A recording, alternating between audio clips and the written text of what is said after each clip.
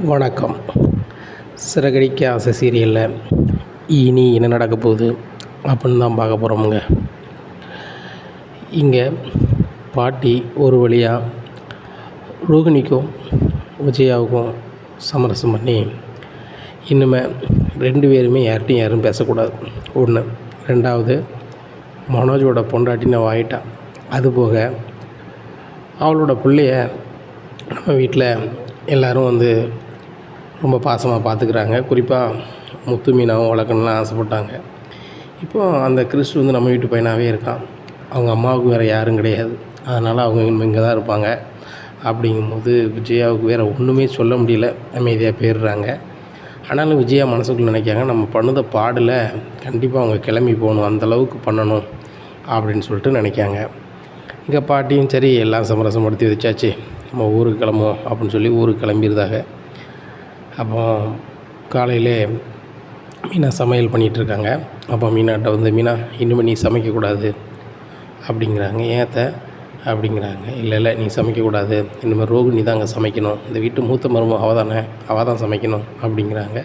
அத்தை அவங்க சமைச்சிக்கிட மாட்டாங்க, நானே சமைக்கிறேன் அப்படிங்கும்போது அதை நீ சொல்லாத, அவள் தான் சமைக்கணும், ரோகிணி வெளியே வாடி அப்படிங்கிறாங்க. அவங்க அம்மா, சம்மந்தி நான் வேணா சமைக்கிறேன் அப்படிங்கிறாங்க. நீங்களாம் அந்த வீட்டு மருமகா, அவள் தானே மருமகா, உங்களுக்கு போக்கு இடம் கிடையாது, அதனால் இங்கே இருக்கீங்க. பொண்ணையே ஏமாற்றி இங்கே கல்யாணம் பண்ணி வந்திருக்கா. அந்த வீட்டு நீங்கள் இருக்கீங்க. உங்களுக்கெல்லாம் எப்படி தான் உர கொள்ளுதோ, இங்கே எப்படி சாப்பிட்டீங்கன்னா எப்படி சாப்பாடு இறங்கும் அப்படி அப்படிங்கும்போது அவங்க அம்மா சொல்கிறாங்க, அம்மா நாங்கள் இருக்க போகிறதில்ல, பெரியம்மா சொல்லிட்டு போனாங்க, அவங்களுக்கு ஒரு மறுவாதி கொடுக்கணும்னு சொல்லிட்டு தான் இருந்தேன், நான் கிளம்புறேன், என் பேரனை எப்படியாவது நம்மளோட சேர்க்கணும் அப்படி தான் நினச்சேன், எனக்கும் கிராமத்தில் வீடு இருக்குது, நான் போகிறேன் அப்படிங்கிறேன். ஆமாம், அது கோடிக்கணக்கான ரூபா மதிப்பு இருக்கும், அதை விற்றா 1 லட்சமோ 2 லட்சமோ தான் கிடைக்கும் அப்படிங்கும்போது, ஏம்மா வெறும் 50,000 வந்தாலும் எனக்கு சொந்த வீடு இருக்குது, நான் கிளம்புறேம்மா, கல்யாணி இனிமையாவது எதுவும் பொய்க்கி சொல்லாமல் இந்த வீட்டுக்கு ஏற்றாப்புல இருந்துக்கோ, நீ முத்து மீனாவையும் ரொம்ப தப்பாக நினச்ச, ஆனால் அந்த வீட்டில் கிறிஷும் நீனும் இருக்கிறதுக்கு அவங்க தான் காரணம், அவங்களோட இணைஞ்சு போ அப்படிங்கும்போது, அவங்கள வச்சு என்ன அசிங்கப்படுறது தானே இந்த ரோகிணி இந்த வீட்டில் இருக்கா, என் மேலே மரியாதை கொடுப்பான்னா அவளும் உங்களோட வந்திருப்பா அப்படிங்கும்போது, ஆண்டி உங்களுக்கு நான் மரியாதை கொடுப்பேன் தான், ஆனால் எதுக்காகவும் என் வாழ்க்கையை நான் இழக்க மாட்டேன் அப்படிங்க. ஆயா மூட்ரி, முதல்ல போய் சமையல் பண்ணு அப்படிங்கிறாங்க. ரோகிணி அம்மா கிளம்பிடுறாங்க. ரோகிணிக்கு தெரிஞ்சதை சமைப்பேன்னு சொல்லிவிட்டு மாவு இருக்கான்னு பார்க்காங்க.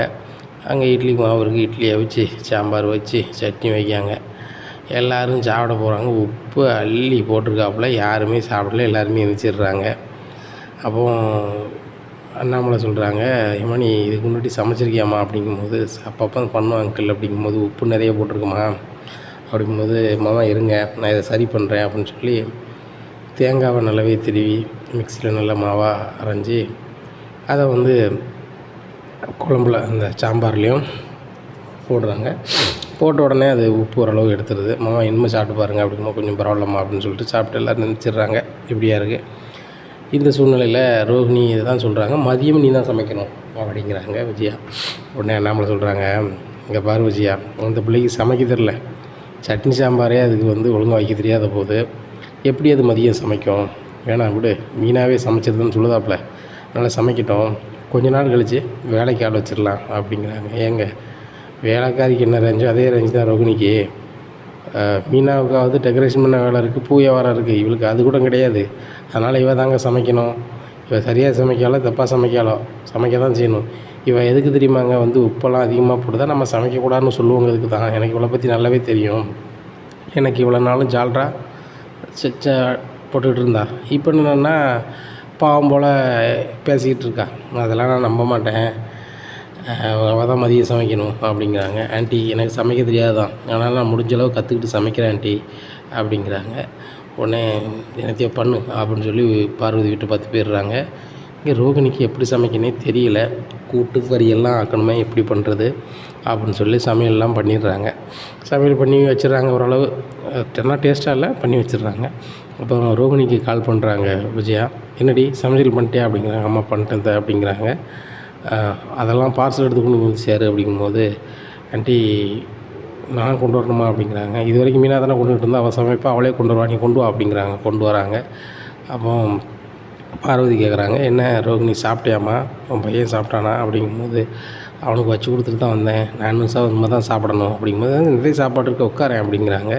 ஏ பார்வதி, அவளாம் உட்காந்து என் கூட உட்காந்து இணையாக உட்காந்து சாப்பிடக்கூடிய இதெல்லாம் என்றைக்கி இழந்துட்டா, இனிமேல் என் பக்கத்தில் வந்துடக்கூடாது, வீட்டை விட்டு அனுப்புன்னு நினச்சிட்டு இருக்கும்போது தான் என் மாமியார் பெருசாக உலகத்தில் எல்லோரும் கண்டுபிடிச்ச மாதிரி கண்டுபிடிச்சி இவளை கொண்டு விட்டுட்டாங்க. என் பையனையும் கொண்டு விட்டுட்டாங்க. என்னால் ஒன்றும் சொல்ல முடியல, செய்ய முடியல. அந்த முத்து மீனாவை தான் அந்த வீட்டை விட்டு அனுப்ப முடியலன்னா இவளை கூட என்னால் அனுப்ப முடியல. என் தலை விதி அப்படின்னு சொல்லிக்கிட்டு இருக்காங்க. விஜயா, உன் மருமக்க எல்லாருமே உன் மேலே நல்லா பாசம் வச்சுருக்காங்க. உன் மருமவா ரோகிணி என்ன கொஞ்சம் பொய் சொல்லிட்டா, அவ்வளோதான். மற்றபடி நீ சாப்பாடை கொண்டு வான்னு அந்த கொண்டு தரலையா, வைக்கலையா, அந்த பிள்ளைகள் எல்லாமே மாறிடும். நீ விட்டு கொடுத்து போ விஜயா அப்படிங்கும்போது, இங்கே பார்வதி, இவள் வர காரணமும் ஒருத்தி நீனும், அதனால் தேவையில்லாமல் எதுவும் பேசாத அப்படிங்கும்போது, ஏம்மா நான் ஒன்றும் பேசலை, சரி ரோகிணி நீ நேரத்தோட வீட்டுக்கு போயிட்டு வா, அங்கே போய் சாப்பிடுமா, கை செலவுக்கு வச்சுருக்கியாமா, என்ன அப்படி இல்லை ஒரு 500 இருக்குது அப்படிங்கிறாங்க. இல்லை ஆண்டி என்கிட்ட இருக்குது அப்படிங்கிறாங்க. உங்கள்கிட்ட இல்லைன்னு எனக்கு தெரியுமா, இதை பிடின்னு சொல்லி 500 கொடுக்காங்க. மறுபடியும் இங்கேருந்து ஆட்டோ பிடிச்சி நேராக அங்கே போயிடறாங்க. கிறிஷ் வந்து சாப்பாடெல்லாம் சிந்தி இது போட்டிருக்காங்க. அப்போ மீனா வந்து அந்த டேபிளெல்லாம் சுத்தம் பண்ணி கிறிஷை வந்து கிறிஷை கூட்டிகிட்டு விளாண்டுக்கிட்டு இருக்காங்க. அப்போ ரோகிணி வராங்க. கிறிஷ் இனிமேல் வந்து மீனா கூட நீ பேசக்கூடாது, வைக்கக்கூடாது அப்படிங்கிறாங்க. உடனே மீனா வராங்க. ரோகிணி நீங்கள் என்ன நினச்சிட்ருக்கீங்க, ஏன் இந்த மீனா கூட பேசக்கூடாதா அந்த கிறிஷு, அப்படி என்ன பண்ணிட்டோம் அப்படிங்கும்போது, இல்லை அவன் என் பையன், என்கிட்ட தான் அவன் வந்து ரொம்ப பாசமாக இருக்கணும், உங்கள்கிட்ட பாசமாக இருக்கக்கூடாது அப்படிங்கும்போது, இப்படிலாம் பண்ணாதீங்க அப்படிங்கும்போது முத்து கரெக்டாக வந்துடுறாங்க. மீனா, நேற்று என்னமோ சொன்னேன், ரோகிணி ரொம்ப பாவம், அவங்க எப்படி ஆகிட்டாங்களேங்க, அத்தைக்கு பிடிச்சமான பொண்ணாக இருந்தாங்க, இப்போ என்னன்னா அத்தைக்கு பிடிக்காத ஆளாகவே ஆகிட்டாங்க, ஆனால் கிறிஸ்பனை நம்ம அப்படி விட முடியாதுலாங்க அப்படின்லாம் சொன்னேன். இவன் கிறிஸ்கிட்ட நீ பேசுறது கூட முடியாதுன்னு சொல்கிறாங்க. பார்த்துக்க, நீ என்ன தான் பண்ணாலும் சரி தான், என்ன இந்த பார்லரமாக ஒன்றுமே செய்ய முடியாது, எதையோ சொல்லுவாங்கள்ல, வளைஞ்ச இதை வந்து மட்டையை வச்சு கட்டினாலும் நுமராது அப்படின்னு சொல்லுவாங்கள்ல, அந்த மாதிரி தான் அந்த அம்மாவும், நீ என்னத்தை தான் செய்ய அந்த அம்மா மாதிரி தான் இருப்பாங்க அப்படின்ட்டு இருக்கும்போது ஸ்ருதி சொல்கிறாங்க, ரோகிணி மீனா சொல்கிறதுலையோ செய்கிறதுலையோ என்ன தப்பு இருக்குது, நீங்கள் அதில் குறை கண்டுபிடிக்கிங்க, கிறிஸ்கிட்ட பேசக்கூடாதா, ஏன் நாங்கள் கூட பேசக்கூடாதா அப்படிங்கும்போது, பேசலாம், வந்து ரொம்ப ஓவராக நீங்கள் வந்து இது எடுக்கக்கூடாது, எனக்கு தான் பிடிக்கும் அப்படின்ற மாதிரி எடுக்கக்கூடாது, என் பையன் என்னென்னு பேசுவான் அப்படிங்கும்போது, பலகுரல் இப்படி தான் பேசிகிட்டு இருப்பாப்புல, நம்ம வேலையை பார்க்கலாம், கிறிஸ் இந்த வீட்டுக்கு வரணும் நல்லா இருக்குன்னு நினச்சோம், அவன் நல்லா இருந்தால் போதும் அப்படின்னு சொல்லிட்டு அவங்க வேலையை பார்க்க போயிடுறாங்க. இங்கே மனோஜுக்கு வீட்டுக்கு வர்றதுக்கே பிடிக்கல. இந்த ரோகிணி வந்து வீட்டில் வந்து இருக்கா, அவன் பையன்னு சொல்லி ஒரு பையனை கூட்டி கொண்டு வச்சுருக்கா. இப்போ வீட்டை விட்டு அவங்க அனுப்பணும், நான் வேறு கல்யாணம் முடிக்கணும்னாலும் ஒன்றும் நடக்க மாட்டேங்குது, நான் வேறு வாழ்க்கை வைக்கணும்னா வீட்டுக்கு போகாமல் இருந்தால் தான் சரி அப்படின்னு சொல்லிட்டு நினைக்காங்க. அப்போ விஜயாவுக்கு ஃபோன் பண்ணி சொல்கிறாங்க, ஏம்மா இனிமேல் நான் வீட்டுக்கு வர மாட்டேன், சாயந்தரத்துலேருந்து நான் தனியாக ஒரு வீடு வாடகை கிட்டத்தட்டம்மா, அங்கே தான் போக போகிறேன் அப்படிங்கும்போது, பேசாமல் நானும் அங்கே வந்துடுறேன்டா அப்படிங்கும்போது, நீங்கள் எதுக்குமா வரணும், அது உங்கள் சொந்த வீடு அப்படிங்கிறாங்க. சொந்த வீடு தான் சொல்லிக்கிட்டு இருந்தேன், இப்போ அந்த ரோகிணி பிள்ளை முத்து மீனா அவங்களுக்கு இந்த மாதிரி பண்ணிக்கிட்டு இருக்காங்க, அது போக அவங்க பாட்டிக்காரி 4 நாளைக்கு ஒருக்க கிராமத்துலேருந்து வந்துட்டு பாடாப்படுத்திக்கிட்டு இருக்குது, அதனால் பேசாமல் நானும் அந்த வீட்டுக்கு வந்துடுறேன் நான் சொல்கிறாங்க. சரிம்மா நீங்களும் வந்தால் தான் எனக்கு சரியாக இருக்கும் அப்படிங்கிறாங்க. விஜயா சாயந்தரம் அங்கே போயிடுறாங்க. நைட் ஆகிடுது, 2 பேரும் வரலை, யார் விஜயாவும் வரலை, மனோஜும் வரலை. அப்போ அண்ணாமலை பார்வதிக்கு ஃபோன் பண்ணுறாங்க, என்ன பார்வதி விஜய் அங்கேயே தங்கிட்டாளா, இன்னும் வரலையா, மணி 7:30 மணி ஆகுது அப்படிங்கிறாங்க. அண்ணன் அவள் 5 மணிக்கே போயிட்டாளா அப்படிங்கிற, 5 மணிக்கே போயிட்டாளா அப்படின்னு சொல்லி கால் பண்ணுறாங்க. எங்கே இருக்க அப்படிங்கிறாங்க. என் மகன் வீட்டில் இருக்கேன் அப்படி.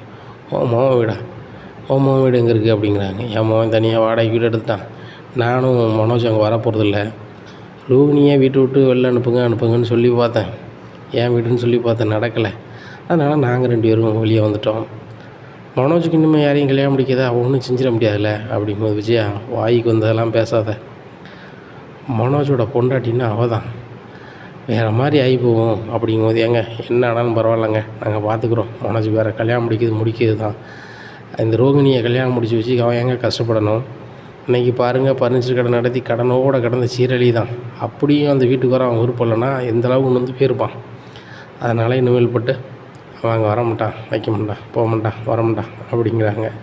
உடனே நம்மளை சொல்கிறாங்க, வச்சியா முதல்ல உடனே 2 பேரும் கிளம்பி வீட்டுக்கு வாங்க அப்படிங்கும்போது, இல்லை நான் வரலன்னு சொல்லி ஃபோனை வச்சிடுறாங்க. மனோஜுக்கு அண்ணாமலை கால் பண்ணி பார்க்குறாங்க, எடுக்கலை. அப்போ முத்து கேட்குறாரு, என்னப்பா அம்மாவங்க அப்படிங்கிறாங்க. உங்கள் அம்மாவும் மனோஜும் வேறு எங்கேயும் வீடை வாடகை எடுத்து அங்கே போயிட்டாங்களா? ஃபோன் அடித்தா எங்கே எடுக்கணும் எது இல்லைன்னு சொல்ல மாட்டாங்க. என்னடா பண்ணுறது, இது ஒரு கூட்டு குடும்பமாக எல்லோரும் இருந்தால் தானடா சந்தோஷமாக இருக்கும். அப்படிங்கும்போதுப்பா நீ கவலைப்படாதப்பா, எப்படியாவது நான் வந்து மனோஜ் எங்கே இருக்கான் எது இருக்கான்னு நான் பார்த்து கூப்பிட்டு வந்துடுறேன்ப்பா, நைட்டுக்குள்ளே நான் 2 பேரையும் வீட்டுக்கு கூட்டி வந்துடுறேன்ப்பா அப்படிங்கிறாங்க. நேராக அசோக் வீட்டுக்கு போகிறாரு. அசோக் வீட்டில் போய், சரி மனோஜ் எங்கே வீடு எடுத்து தங்கியிருக்கான்னு தெரியுமா அப்படிங்கிறாங்க. தெரில சார் முதல்ல அப்படின்றாரு. இங்கே பாருப்பா, நீ எங்கள் அண்ணன் கடையில் வேலை பார்க்கன்னு நினச்சி பேசலை, இங்கே நம்மளுக்கு சொந்தக்கார பையன் மாதிரி தான். சொல்லுவா, எங்கள் அப்பா ரொம்ப மனசு சங்கடப்படுதாரு. எங்கள் அம்மா இல்லாமல் ஒரு நாள் எங்கள் அப்பா இருந்தது கிடையாது. ஊருக்கு போனால் கூட அங்கே போயிருக்கு இங்கே போயிருக்குன்னு சொல்லுவாங்க. எங்கள் அம்மா எங்கே இருக்குன்னே தெரியாத போது எங்கள் அப்பா ரொம்ப சங்கடப்படுதாரு. அப்படிங்கும்போது, அண்ணாச்சி இந்த தெருவில் இந்த இடத்துல வீடு வாடகை இருக்காங்க, நான் தூரத்தில் வந்து காமிச்சு நின்றுக்கிறேன் அப்படிங்கிறாங்க. சரி தம்பி வா அப்படின்னு சொல்லி காமிக்காங்க. அங்கே முத்துவேடியே மனோஜ் கிளம்பு போகலாம் அப்படிங்கும்போது, இல்லை நான் வரல அப்படி இப்படின்ட்டு இருக்காங்க. ஏம்மா நீங்களா கிளம்புங்க, ஆமாம் நீ சொல்லி நான் வரணும்டா அப்படின்ட்டு இருக்கும்போது அப்பா ரொம்ப ஃபீல் பண்ணுறாரு. அப்பா இன்னும் சாப்பிடல, நீங்கள் 2 பேரும் வந்தால் தான் சாப்பிடுவாங்காரு. அப்பாவுக்கு வேறு உடம்பு சரியில்லை, ஏதாவது ஒன்று ஆகிட்டு நல்லா இருக்காது அப்படிங்கும்போதே மனோஜ் கிளம்பிடலாண்டா அப்படின்னு சொல்லி கிளம்பி வந்துடுறாங்க. வந்தோடனே, விஜயா ஏன் விஜயா அப்படி பண்ணேன், கூட்டு குடும்பமாக இருக்குதுன்னு சொல்லி தானே 3 பையங்களும் ஒன்றா வச்சு நம்ம குடும்பம் நடத்தணும்னு நினச்சோம், பேசணும். ஆனால் இன்றைக்கி வந்து இப்படி போயிட்டே விஜயா, முத்தையும் மீனாயும் வீட்டை விட்டு அனுப்பணும்னு சொல்லிகிட்டு இருப்பேன். உன் வீடுன்னு பெருமையாக பேசிகிட்டு இருப்பேன்.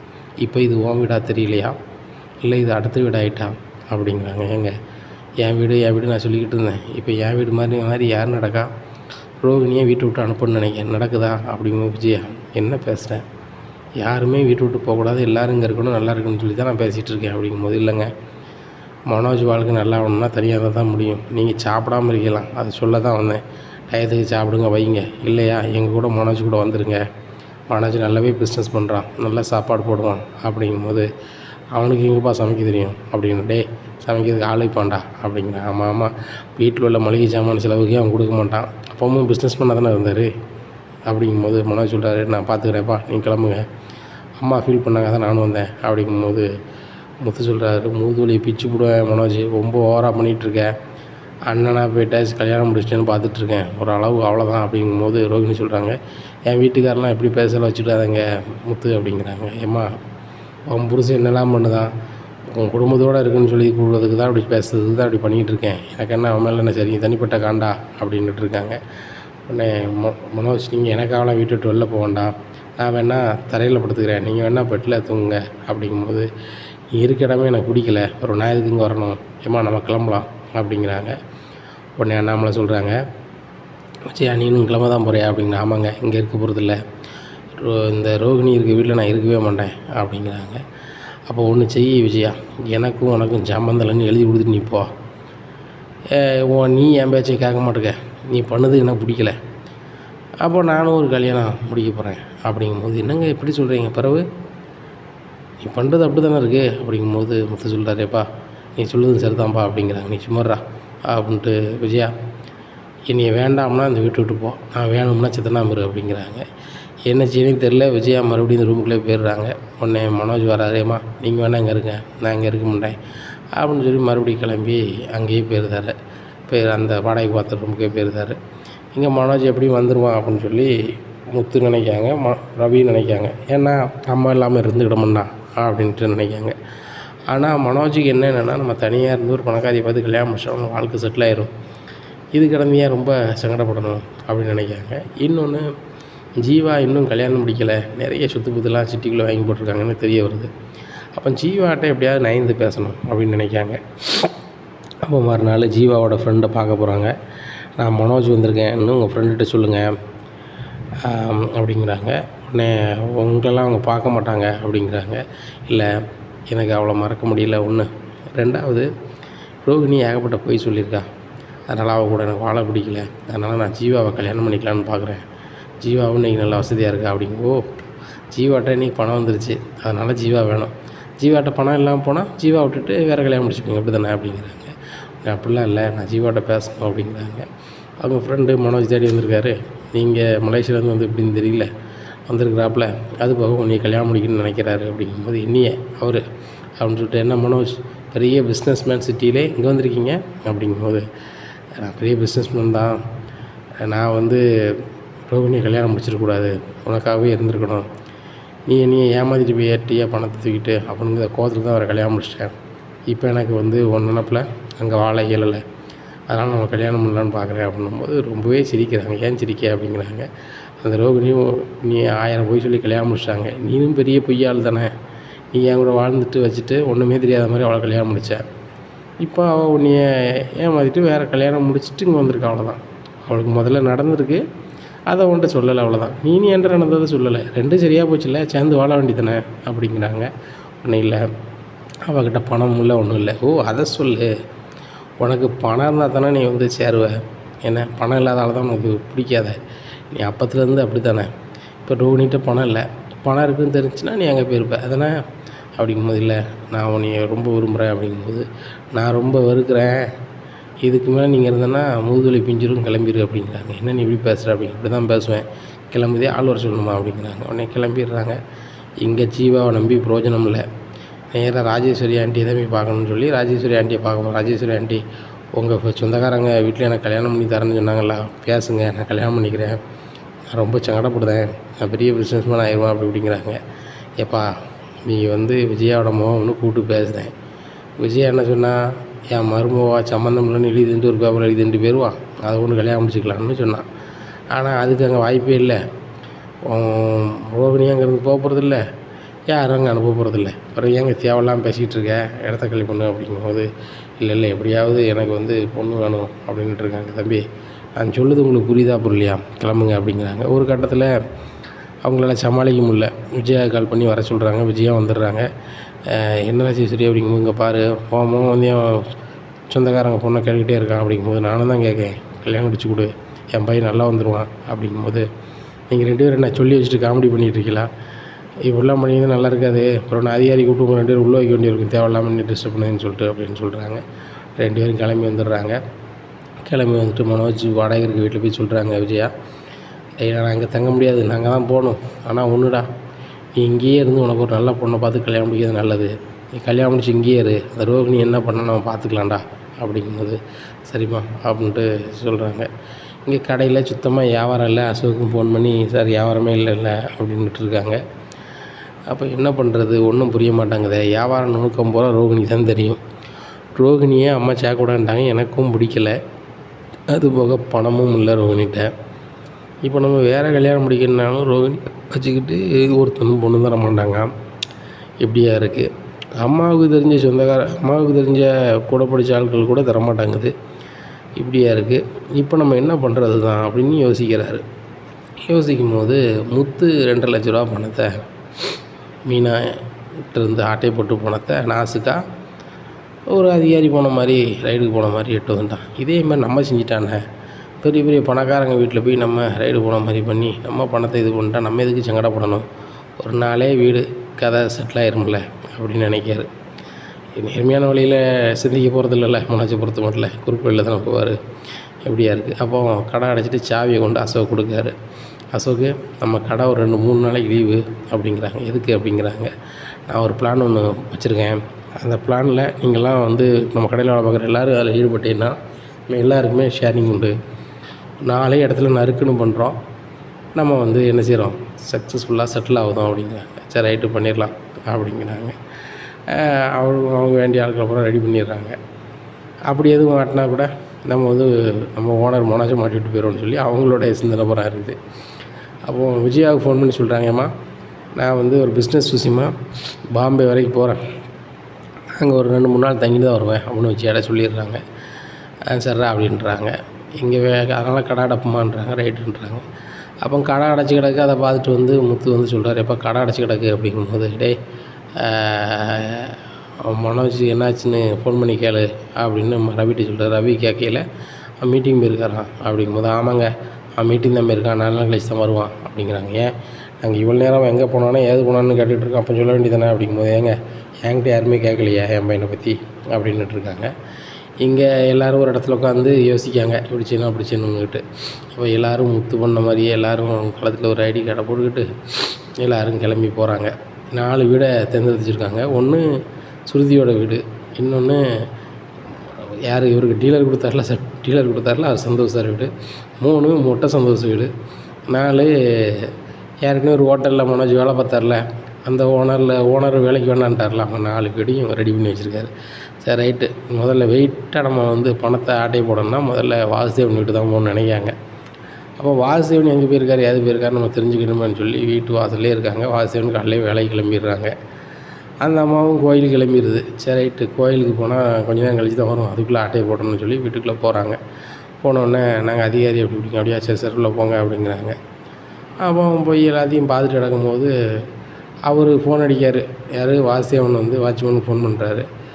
எங்கள் சொந்தக்காரங்க வருவாங்க, வீட்டுக்குள்ளே விட்ருங்க அப்படிங்கிறார். சார் சொந்தக்காரங்க மட்டும் இல்லை சார், அதிகாரிகள் வந்திருக்காங்க. அதிகாரிகள் வந்திருக்காங்களா அப்படிங்கிறாங்க. எங்கேருந்து வந்திருக்காங்க அப்படிங்கும்போது, சார் இந்த மாதிரி டிபார்ட்மெண்ட் இந்த இதுலேருந்து வந்திருக்காங்க அப்படிங்கும்போது, என் சொந்தக்காரே அதில் தான் ஏன் வேலை பார்க்காரு, அவர் தான் எங்கே வராரு அப்படின்னு. அப்படியா, சரி சரி சார், அப்போ உள்ளே இருக்கு யாருன்னு தெரியலையே சார் அப்படிங்கும்போது, அப்படியே அவங்கள வழி அனுப்பிடாத, வர சொல்லுங்க அப்படின்னு சொல்லிட்டு அவர் சொந்தக்கார்ட்ட பேசுகிறார் வாசுதேவன். இந்த மாதிரி நீங்கள் வேலை பார்க்குற இடத்துல இன்னொரு டீம் வந்து நீங்கள் தான் சொல்லி வந்து என் வீட்டில் வந்து ரைடுக்கு வந்திருக்காங்க அப்படிங்கும்போது, அப்படியா என் பேரை சொல்லிட்டு எங்கள் பேரை சொல்லிட்டு வந்திருக்காங்களா, விட்டுறக்கூடாது அப்படின்னு சொல்லி காய்ச்சிட்டுக்காரங்கலாம் சொல்லி கரெக்டாக வீட்டுக்கு வந்துடுதாங்க. இவங்க பணத்தை கணத்தெல்லாம் நகையெல்லாம் எடுத்துக்கிட்டு வீட்டு விட்டு வெளியே வராங்க. கரெக்டாக வாசுதேவனெல்லாம் வந்துடுதாங்க. ஆகா இவங்களாம் அப்படின்னு சொல்லிட்டு எஸ்ஸாவை பார்க்காங்க, நடக்கலை. அந்த அலை எல்லாத்தையும் சேர்ந்து கொண்டு போயிருந்தாங்க. அங்கே போய் தான் யார் யாருன்னு சொல்லி மாஸ்கெல்லாம் கலத்தி பார்க்குறாங்க. அங்கே மனோஜ் இருக்கார். மனோஜை பார்த்தோன்னே இவன் வந்து அண்ணாமலை பையன், பெரிய பிஸ்னஸ் பண்ணதான் அப்படி ஒன்று பீத்திக்கிட்டு இருப்பான். கடையில் என் வீட்டில் வந்து ஆட்டையை போட்டிருக்கான், இப்படி ஆட்டையை போட்டு தான் வச்சுருப்பாங்க பொழுது கடை, சரி இவங்களாம் உண்மையை விடக்கூடாது அப்படி இப்படின்ட்டு இருக்காங்க. அப்போ ஸ்டேஷன்லேருந்து வீட்டில் கூப்பிட்டு விடுங்க, எல்லோரும் வீட்லையும் கூப்பிட்டு விடுங்க அப்படின்னு கூப்பிட்டு விடுதாங்க. அங்கே அண்ணாமலை வீட்டிலேருந்து எல்லோரும் வராங்க. வரும்போது தான் தெரியுது மனோஜ் இங்கே வாசன் வீட்டில் ஆட்டையை போட போயிருக்காரு அப்படின்னு சொல்லிட்டு. அப்போ வெக்கமாக இல்லையா அப்படின்னு சொல்லி அண்ணாமலை வந்து கேட்குறாரு. முத்து பண்ணாமல அதே மாதிரி தான் பண்ணி ஏதாவது செட்டிலாக இல்லைன்னு பார்த்தோம்ப்பா அப்படிங்கிறாங்க. வெக்கமாக இல்லை, அந்த வாசுதேவன் இனியை ஒவ்வொரு வாட்டியும் ஏதோ ஒரு வகையில் சங்கடப்படுத்துவார், அசிங்கப்படுத்துவார். நீ அசிங்கப்படுத்த மாதிரி பண்ணிட்டேடா அப்படிங்குவா. அண்ணாமலை எனக்கு எல்லாமே தெரியும், நீ வந்து என் பொண்ணை வச்சு என் சொத்து போகிறான் உனக்கு கொண்டு வரணும்னு நினச்சேன், நடக்கலை. இப்போ உன் பையன் மூத்தவனை அனுப்பி என் வீட்டில் இருக்க சொத்து பொருள்லாம் எடுக்கணும்னு நினச்சிட்டியா அப்படிங்கும்போது, இங்கே பாரு வாசுதேவன், அவன் பண்ணது சரின்னு நான் சொல்ல வரல, ஆனால் நான் அப்படி கிடையாது அப்படிங்கும்போது, நீ அப்படி தாயா அப்படின்ட்டு இருக்கும்போது சுருதி வராங்க. டேடி அந்த மாதிரியான புத்தி வந்து அங்கிளுக்கோ குடும்பத்தில் வேறு யாருக்கும் கிடையாது மனோஜை தவிர. மனோஜ் வந்து இப்படி குரூப் வழியில் அப்படி போகணும்னு சொல்லி ஆசைப்பட்டு பண்ணியிருக்காங்க. நாங்கள் ஒரு இடத்துல போய் ரைடு பண்ணி பணத்தை எடுத்தோன்னா அது மீனாட்டிருந்து ஆட்டையை போட்ட பணம். ஆனால் முத்து ஸ்டைல்லே நான் அதை பண்ணணும் அப்படிங்கும்போது அது நடக்காதுன்னு அவர் தெரிஞ்சுக்கிட்டார். அவர் பண்ண தப்பு தான் டேடி, எனக்காக விடுங்க அப்படிங்கும்போது, இல்லைம்மா நான் விடவே மாட்டேன், அந்த அண்ணாமலை இனியை பல வரியில் உரிய கொடுத்துருக்காரு, அதனால் நான் விடவே மாட்டேன் அப்படிங்கும்போது சுருதிட்டு அண்ணாமலை சொல்கிறாங்க, வேண்டாம் சுருதி, அவனை வெளியோட சொல்ல வேண்டாம், மனோஜுக்கு நம்ம பல வாட்டி சொல்லிட்டோம் நேர்மையான வழியில் போ, அப்படி போ இப்படி போன்ட்டு. ஆனால் அவன் கேட்குற மாதிரி தெரில. இதில் பட்டா மட்டும்தான் அவன் திருந்துவான், உள்ளே இருக்கட்டும், அவனை யாருமே வெளியே இருக்க முயற்சி பண்ண வேண்டாம், வாங்க கிளம்பலாம்னு சொல்லி எல்லோரும் வீட்டுக்கு கிளம்பிடுறாங்க. இங்கே விஜயாவுக்கு மனசே கேட்கல. ஏங்க என்னத்தான் இருந்தாலும் மனோஜ் அவ்வளோ செல்லமாக வளர்த்தங்க அப்படிங்காங்க. விஜயா என்னத்தை செல்லமாக வளர்த்தாலும் நேர்மையாக வளர்த்துருக்கணும்ல. பாரு இப்போ பாரு, உனக்கு சம்மந்தாரு உன் சம்மந்தாருன்னு யாரை கூப்பிடுவேன், அந்த சம்மந்தார் வீட்லேயே ஆட்டை போடணும் போன பிறகு, அதாவது முன்னேற தான் செய்யணும், எல்லார்ட்டையும் பணம் காசு வேணும் தான், ஆனால் நேர்மையான வழியில் சம்பாதிக்கணும்ல. அவன் வந்து நான் குறுக்கு வழியில் போயினாலும் சம்பாரித்து பெரிய ஆள் ஆகணும்னா அது நடக்காதுல்ல, அதுக்கெல்லாம் காரணம் நீ தான், அதனால் அவங்க இருக்கட்டும் அப்படி. ஏங்க அவன் ஒரு பிஸ்னஸ் பண்ணுங்கள், உள்ளேருந்து அப்படிங்க தொழில் பண்ணுவான் அப்படிங்கும்போது விஜயாங்க பாரு, அந்த வாசுதேவன் நம்ம எவ்வளோ சொன்னாலும் வெளியோட போகிறதில்ல. இன்னொன்று, நான் வந்து என் பையனை சீக்கிரம் எடுக்கணும் வைக்கணும்னு சொல்லிட்டு நீ நகையையும் விற்றுக்கிட்டு உன் வேலையை காமிச்சேன், அவ்வளோதான், அதுக்கப்புறம் ஒரு நிமிஷம் நான் இந்த வீட்டில் இருக்க மாட்டேன் அப்படிங்கிறாங்க. இங்கே விஜயாவுக்கு என்ன செய்யணும்னு தெரில. இவர்கிட்ட நம்ம சமாளிச்சிக்கலாம், பார்வதிட்டு பேசணும்னு சொல்லி பார்வதிட்டு பேசி ஒரு வக்கீலை பிடிக்காங்க. வக்கீலை பிடிச்சி இந்த மாதிரி சார் இந்த மாதிரி வெளியே எடுக்கணும் வைக்கணுங்கிறாங்க. அவர் ஒரு 3 லட்ச ரூபா ஆகும் அப்படிங்கிறாங்க. உடனே ஒரு 3 லட்ச ரூபாய்க்கு என்ன பண்ணுறதுன்னு தெரியலையேன்னு சொல்லி முழிக்காங்க. அப்போ ரோகிணிட்டு வராங்க. ரோகிணி புருஷனை வெளியே கொண்டு வரணும், ஒரு 3 லட்ச ரூபா ரெடி பண்ணு அப்படிங்கும்போது, ஆண்டி ஏன்டங்க பணம் இருக்குது அப்படிங்கும்போது, நீ எப்படியாவது பண்ணு அப்படிங்கிறாங்க. அதனால் ஃபர்னிச்சர் கடை சாவி எடுத்துகிட்டு போய் ஃபர்னிச்சர் கடையில் உள்ள பொருளை போகிறான் இன்னொரு ஃபர்னிச்சர் கடையில் விற்காங்க. அரை ரேட்டுக்கு விற்காங்க. 50,000 பொருள்லாம் 25,000 விற்காங்க. ஒரு 3 லட்ச ரூபாய்க்கு விற்றுருந்தாங்க. விற்று பார்வதி ஆண்டி கொண்டு கொடுக்காங்க. அவங்க ஒரு வக்கீல்கிட்ட கொடுத்து ஜாமீன் எடுத்து வெளில கொண்டு வந்துருந்தாங்க. அப்போ வெளியே கொண்டு வந்தாங்க. அப்போ அண்ணாமலை சொல்கிறாங்க, இனிமேல் இந்த வீட்டுக்குள்ளே வரக்கூடாது, வைக்கக்கூடாது, நீ யார் வெளியே எடுத்து கொண்டு வந்தா அப்படிங்கும்போது ஆகாமல் சொல்லிடுவான் போலையான்னு சொல்லி முழிக்காங்க. அதெல்லாம் எனக்கு தெரியாது, நீங்கள் நீ வெளியே எடுக்கலைன்னா எனக்கு எடுக்க ஆள் இல்லை அப்படிங்கும்போது அப்பாட்ட என்னால் திமிரு பேச்சு பேசிக்கிட்டு இருக்க, அப்பாவை நன்மைக்கு தானே எல்லாம் சொல்லுவார் அப்படின்னுட்டு இருக்கும்போது இல்லை நான் இந்த வீட்டுக்கு வரமாட்டேன், இந்த வீட்டுக்கு எனக்கு சம்மந்தம் இல்லை, நான் கிளம்புறேன் அப்படிங்கும்போது ரோகிணியும் கூட கிளம்புதாங்க. நீ எங்கே வர அப்படிங்கிறாங்க. ஏன் மனோஜ், உங்களை வெளியெடுக்க நான் எவ்வளோ சங்கடப்பட்டு வெளியெடுத்திருக்கேன், நீங்கள் என்ன எப்படி சொல்கிறீங்க, உங்கள் அம்மா தான் உங்களை வெளியெடுக்க சொன்னாங்க அப்படிங்கும்போது விஜயாவை பார்க்குறாங்க. நான் ஒன்றும் சொல்லலை அப்படிங்கும்போது நீ சொல்லாமல் எப்படி ரோகிணி சிவா, சரி ரைட்டு உன் மகங்க செஞ்சுட்டேன், நான் இந்த வீட்டில் இருக்க மாட்டேன்னு நம்மளை வச்சு நான் கிளம்புறேன் அப்படிங்கும்போது என்னங்க நீங்கள் ஆளாளுக்கு போனால் என்ன அர்த்தம்? டே மனோஜ், நீ ஒரு பக்கம் போக வேண்டாம், பேசாமல் இங்கே இரு, ரோகிணி தானே வேண்டாம்னு சொல்லுதேன், பேசாமல் ஏன் ரூம்லேயே தூங்கு, ரோகிணி வந்து அவள் இருக்க விருப்பம்னா இருக்கா, இல்லைன்னா கிளம்புறா அப்படிங்கும்போது ஆண்டி மனோஜ் என் ரூமில் தூங்கலனாலும் சரி தான், வைக்கலனாலும் சரி தான், மனோஜ் இருக்க இடத்துல நான் இருப்பேன் அப்படின்னு சொல்லிட்டு ரோகிணி ரூம் பார்த்து போயிடுறாங்க. இங்கே அண்ணாமலைக்கு நிம்மதியே இல்லை. அண்ணாமலை ரொம்ப மன சங்கடப்படுதார். மாடிக்கு மொட்டை மாடியில் போயிருக்கார். அப்போ முத்து பின்னாடி போய் எப்பா உனக்கு உடம்பு சரியில்லை, நீ பணியில் இருந்தால் சரி வராதப்பா, நீ கீழே வா அப்படிங்கிறாங்க. நான் வரலடா அப்படிங்கிறாங்க. ரவியும் போய் கூப்பிடுதாங்க. அப்பவும் கீழே வரல. உடனே ஏன்ப்பா கீழே வர மாட்டேங்க அப்படிங்கும்போது இல்லைடா எனக்கு ஏதாவது ஆகணும்னு நினச்சிக்கிட்டு இருக்கேன் அப்படிங்கும்போது ஏன்ப்பா இப்படிலாம் பேசுகிற அப்படிங்கிற. ஆமாடா எனக்கு சுத்தமாக நிம்மதியே கிடையாது, இந்த விஜயா வந்து தினம் ஒன்று பண்ணிக்கிட்டு இருக்கா, ரோகிணி வெளியே அனுப்பணும்ட்டு மனோஜும் குறுக்கு வழியில் முன்னேறணும் அப்படி இப்படின்னுட்டு இருக்கா.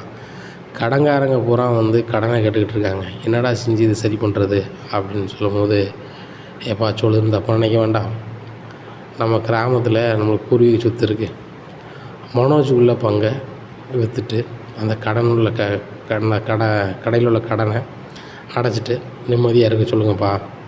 அதுபோக எப்பா உனக்கு தொழில் தான் உனக்கு முக்கியம் அப்படின்னா நீ தொழிலை மட்டும் பாரு, தேவையில்லாமல் அகலக்கால் வைக்காதுன்னு மட்டும் சொல்லுங்கப்பா அப்படிங்க. சரி ரைட்டு, உன்னை கூப்பிட்டு பேசுவோம், இன்றைக்கி பேசினா சரியாக இருக்காது, நாளைக்கு பேசுவோம் அப்படிங்கிறாங்க. காலையிலே விடியுது.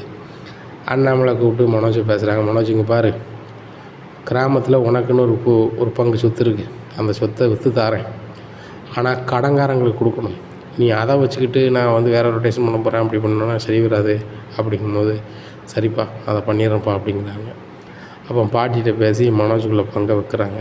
அது ஒரு 40 லட்ச ரூபா வருது. இதில் 40 லட்ச ரூபா இருக்குடா, இது உன் பங்குக்குள்ளே காசுன்னு சொல்லி கொடுக்காங்க.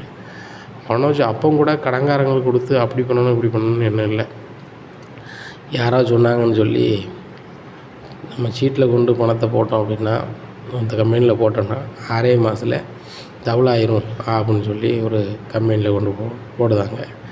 அந்த கம்பெனிக்காரங்க 2 மாதமாக கரெக்டாக மனோஜுக்கு வட்டியை கொடுத்துட்டு இருக்காங்க. டபார்னு 3ஆம் மாதம் கடை அடைச்சிட்டு ஓடிடுறாங்க.